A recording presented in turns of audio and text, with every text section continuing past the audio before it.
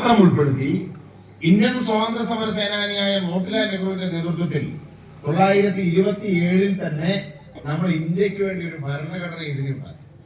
ആ ഭരണഘടനയിൽ ഇന്നത്തെ സ്വാതന്ത്ര്യത്തെ കുറിച്ച്, ജനാധിപത്യത്തെ കുറിച്ച്, മതേതരത്വത്തെ കുറിച്ചൊക്കെ പരാമർശമുണ്ട്.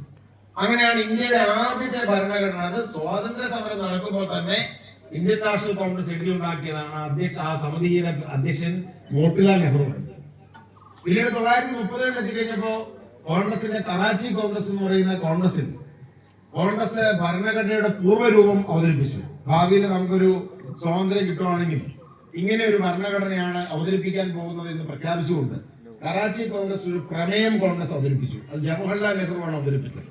ഇന്നത്തെ ഭരണഘടനയിൽ പറയുന്ന മൗലികാവകാശങ്ങൾ എല്ലാം തന്നെ ആ ഭരണഘടനയെ സൂചിപ്പിച്ചതാണ്.